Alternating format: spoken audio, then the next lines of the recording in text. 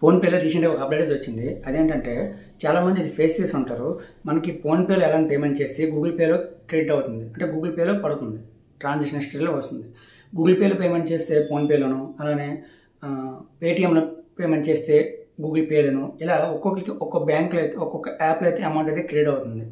So అది ఎందుకు అవుతుంది, దానికి రీజన్ ఏంటి, రీసెంట్గా వచ్చే కొత్త అప్డేట్ ఏంటి, దీనికి సొల్యూషన్ ఏంటి, కంప్లీట్ ఈ వీడియో అయితే మీకు ఎక్స్ప్లెయిన్ చేస్తాను. వీడియోని కంప్లీట్గా చూడండి.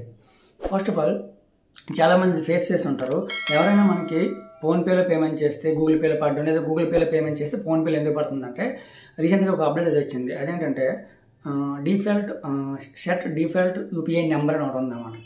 అది దేనికోసం వచ్చిందంటే, ఇంతకుముందు సపోజ్ మనం చాలా మంది దగ్గర ఫోన్పే ఉంటుంది, కొంతమంది దగ్గర గూగుల్ పే ఉంటుంది, కొంతమంది దగ్గర ఉండదు, కొంతమంది దగ్గర ఎక్కువగా పేటిఎం యూజ్ చేస్తుంటారు. ఓల్డ్ యూజర్స్ ఎవరైతే ఎప్పటి నుండో యూజ్ చేస్తుంటారు మొబైల్స్, వాళ్ళైతే పేటిఎం యూజ్ చేస్తుంటారు.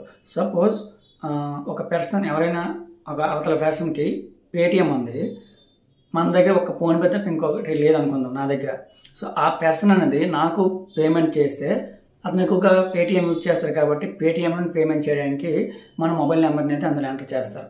ఎంటర్ చేసిన వెంటనే ఏమవుతుందంటే, అక్కడ నాకు ఎలాగ పేటిఎం లేదు కాబట్టి ఎంటర్ చేస్తే అతనికి నెంబర్ అనేది ఫెచ్ అవ్వదు కాబట్టి పేమెంట్ చేయలేరు. సో ఈ ప్రాబ్లం అనేది చాలామంది ఫేస్ చేస్తున్నారు. అంటే అందరి దగ్గర అన్ని యాప్స్ ఉండవు. ఇప్పుడు చాలామంది చాలా యాప్స్ అయితే యూజ్ చేస్తున్నారు. మ్యాక్సిమం 4 to 5 యాప్స్ అయితే చేస్తున్నారు. Paytm, Google pay and PhonePe, ఇంకోటి క్రెడ్ అని, లేదంటే డిఫాల్ట్ యాప్స్ ఉంటాయి కదా. ప్రతి ఒక్క ఎస్బీఐకి ఒక పేమెంట్ యాప్ ఉంది, పేటిఎంకి ఒక యూపీఐ యాప్ ఉంది, అలాగే ఐసిఐసి బ్యాంకులో కూడా డిఫాల్ట్గా ఆ యాప్లో కూడా మనకి యూపీఐ ఆప్షన్ ఉంటుంది.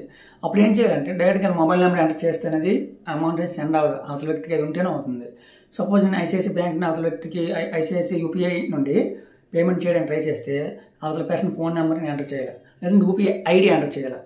ఐడిని ఒక పెద్ద ఐడి ఉంటుంది, జీమెయిల్ అడ్రస్లోకి ఇంత పెద్ద ఐడి ఉంటుంది, @YBL అని, HDFC అని, యాక్సిస్ బ్యాంక్ అని, ఇలా చాలా ఐడీస్ ఉంటాయి. యూపీఐ ఐడి గురించి నేను సపరేట్గా వీడియో చేశాను, ఒకసారి వెళ్ళి చూడండి.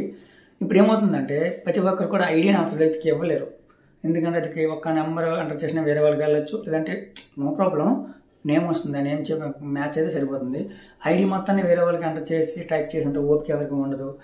యూపీఐ ఐడి కోసం సపరేట్గా పేమెంట్ మెథడ్ ఉంటుంది. అంటే పేమెంట్ చేసేటప్పుడు యూపీఐ ఐడి దగ్గర మాత్రమే యూపీఐ ఐడిని ఎంటర్ చేసి పేమెంట్ చేయాల్సి ఉంటుంది. అంతా చాలా తలనొప్పి అనమాట. అంటే ఐసిఐసి బ్యాంకు, యాక్సిస్ బ్యాంక్ ఉందనుకుందాం, యాక్సిస్ బ్యాంక్లో కూడా యూపీఐ ఆప్షన్ ఉంటుంది. అప్పుడు అందులో దాని ద్వారా మనం పేమెంట్ చేయాలంటే మనకు కూడా యాక్సిస్ బ్యాంక్ ఉండాలి. ఆ ప్రాబ్లమ్ని రిసాల్వ్ చేయడానికి కొత్తగా యూపీఐ నెంబర్ అని వచ్చింది, default UPI number for this bank account అని, ఫర్ దిస్ మొబైల్ నెంబర్ అని. సపోజ్ నేను ఫోన్పే యాప్ని యూజ్ చేస్తున్నప్పుడు ఏమవుతుందంటే, వేరే ఏ యాప్స్ యూజ్ చేయట్లేదు. సో అవతల పర్సన్ ఎవరైతే ఉంటారో ఆ పర్సన్ అనేది only Paytm and Google pay use చేస్తున్నాను అనుకుందాం, ఎందుకంటే ఎప్పుడు నుండి అలవాటు కాబట్టి.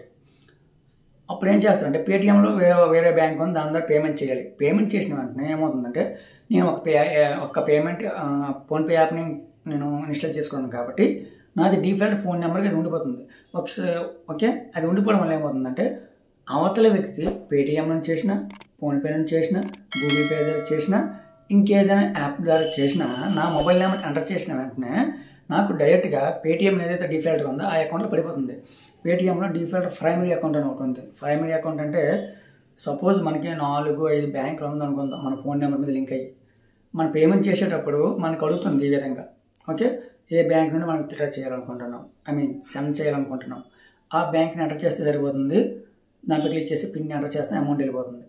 అలా కాకుండా మనకి రిసీవ్ అయ్యేటప్పుడు మన ఫోన్ నెంబర్కి ఎంటర్ చేసి మనకి పేమెంట్ చేసేటప్పుడు ప్రతిసారి ఏ బ్యాంకులో అమౌంట్ పడాలి అని ఏ విధంగా డిసైడ్ చేసుకోవాలి. మనం 4 బ్యాంకులు ఉంటాయి, ఏ బ్యాంకులో పడాలి, ఒక బ్యాంకులో మైనస్లో ఉండొచ్చు, ఇంకో బ్యాంక్ అకౌంట్ మనది కాకపోవచ్చు, ఇంట్లో పేరెంట్స్ ఇంకెవరైనా అవ్వచ్చు, ఇంకో బ్యాంక్ అకౌంట్ మనది అయి ఉండొచ్చు. ఏ అకౌంట్లో పడాలని సెట్ ప్రైమరీ అకౌంట్ ఏ విధంగా క్రియేట్ చేసుకోవాలో సపరేట్ వీడియో చేశాను, కింద డిస్క్రిప్షన్లో ఉంటుంది, చూడండి లింక్.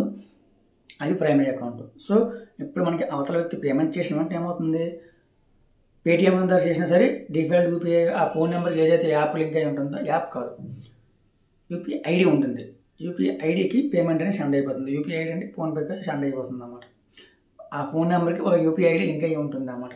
యూపీఐ ఐడి అంటే ఏంటంటే, సపోజ్ నా ఫోన్పేలో సపోజ్ నా ఫోన్పే ఉంది, ఫోన్పేలో 4 బ్యాంక్ లింక్ చేశాను. ఒక్కొక్క బ్యాంక్కి ఒక యూపీఐ ఐడి ఆటోమేటిక్ జనరేట్ అవుతుంది. స్టేట్ బ్యాంక్ ఒకటి, ఆంధ్ర బ్యాంక్, యూనియన్ బ్యాంక్ ఒకటి, యాక్సిస్ బ్యాంక్ ఒకటి, పేటిఎం బ్యాంక్ ఒకటి. ఆ 4 సెపరేట్ మనకి యూపీఐ ఐడీస్ అనేది క్రియేట్ అయిపోతుంది. యూపీఐ ఐడి అంటే సేమ్ జీమెయిల్ లాగా ఉంటుంది, @YPL కానీ ఇంకేమైనా బ్యాంక్ నేమ్స్ కానీ డిఫరెంట్ ఉంటుంది.